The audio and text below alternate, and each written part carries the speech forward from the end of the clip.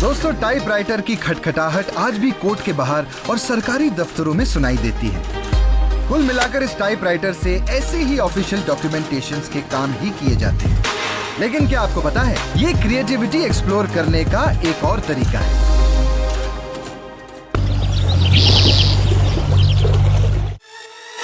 मैंने धावा बोला है मुंबई नगरी में एक अद्भुत आर्टिस्ट से मिलने के लिए। ये है उदय तलवलकर।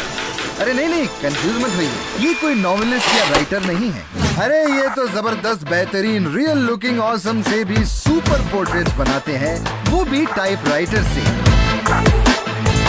यस, ये है world record holder, typewriter artist. 1976 में उदय जी मुंबई में टाइपिंग जॉब कर रहे थे, पर उन्हें रत्ती भर भी एहसास नहीं था वो एक दिन पूरी दुनिया में अपनी क्रिएटिविटी के लिए मशहूर हो जाएंगे। आइए जानते हैं इस टाइपराइटर से कलाकारी की शुरुआत आखिरकार हुई कैसे।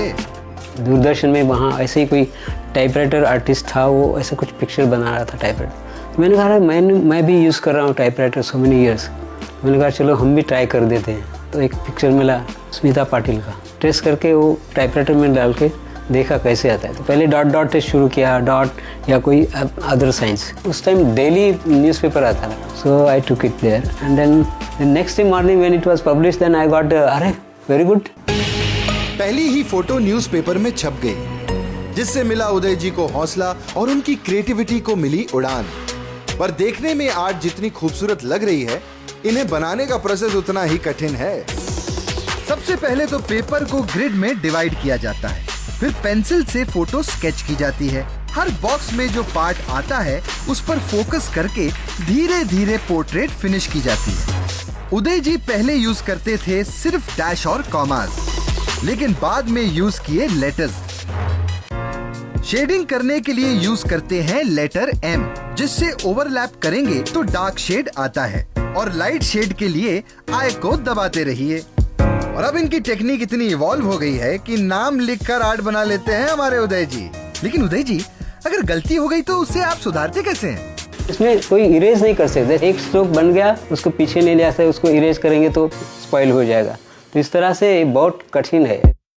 अरे वाकई ये बहुत कठिन है सर। पर सबसे ज्यादा मुश्किल क्या बनाने में होती है?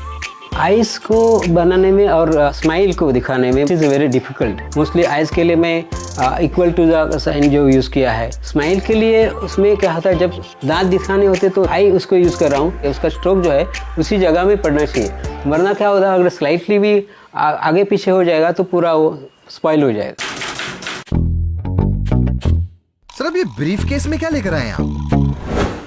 ओहो, अब यही है क्या वो 364 A4 साइज शीट्स, जिन्हें मिलाकर बनती है वर्ल्ड्स लार्जेस्ट टाइपरिटन पेंटिंग?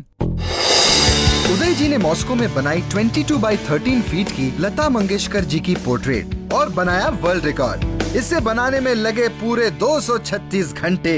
OMG! उदय जी ने जिनका भी पोर्ट्रेट बनाया है, सब हक्के बक्के रह जाते हैं।